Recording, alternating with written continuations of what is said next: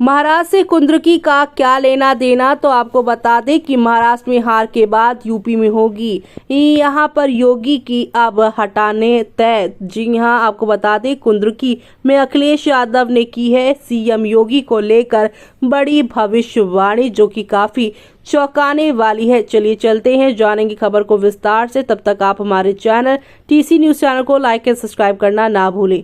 आपको बता दें समाजवादी पार्टी के मुखिया अखिलेश यादव बीते सोमवार को मुरादाबाद जिले की कुंद्रकी सीट पर उपचुनाव में पार्टी कैंडिडेट के पक्ष में सभा करने पहुंचे। इस दौरान अखिलेश यादव ने आरोप लगाया है कि भाजपा डिवाइड एंड रूल वाले हैं। साथ ही दावा किया है कि महाराष्ट्र चुनाव के बाद यूपी के सीएम भी कुर्सी चली जाएगी। जनसभा में अखिलेश यादव ने भारतीय जनता पार्टी पर सीधा हमला बोला, कहा है कि बीजेपी सरकार जनता के किए वादों को पूरा करने में विफल है। कानून व्यवस्था की हालत खराब है, युवाओं को रोजगार देने में नाकाम है, जनता को खा दे रही है।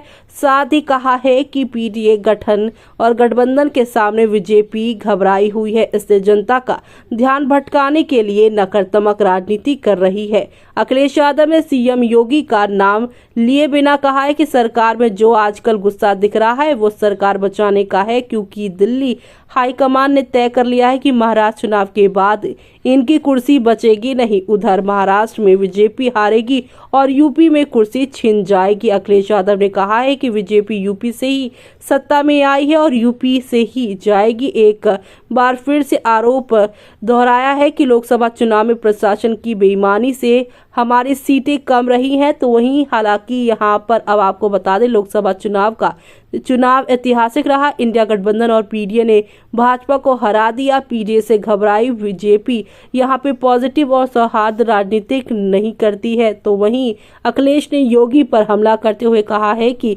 हमारे मुख्यमंत्री जी अंग्रेजी नहीं जानते हैं। अभी यहां पर पीडीए की गलत फुल फॉर्म यहां पर बना डाली है। बीजेपी और सीएम पीडीए से नफरत नहीं करते, ये पिछड़े और दलितों से नफरत करते हैं। ये यहाँ पर आदिवासी अल्पसंख्यकों से नफरत करते हैं, इसलिए ये पीडीए का सही मतलब नहीं जानते हैं। उन्होंने कहा है कि पीडीए के ए का मतलब हमसे कभी अकेले में पूछ लेना। कहा है कि ये वही लोग हैं जिन्होंने हमारे जाने के बाद सीएम हाउस धुलवाया।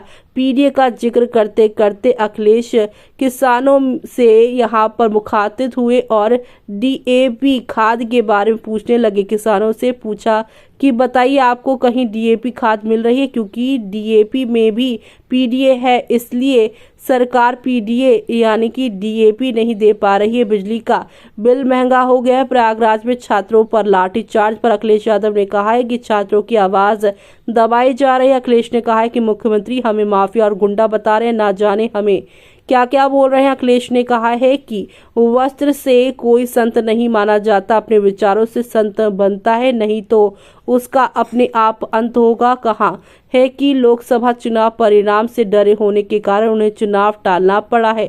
सपा सुप्रीमो ने कहा है कि बीएलओ अपने पोस्ट कर लिए हैं, एक भी पीडीए परिवार का आधिकारिक पोस्ट नहीं किया है। आरोप लगा है कि मुख्यमंत्री बोल रहे हैं कि मैं महिलाओं का सम्मान नहीं करता। सपा सरकार में महिलाएं सुरक्षित नहीं थी।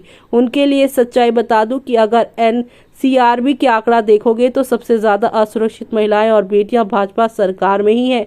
ऐसे में अब इस पूरी खबर पर आपका क्या कहना है, हमें कमेंट बॉक्स में कमेंट करके बताना बिल्कुल भी ना भूलें आप।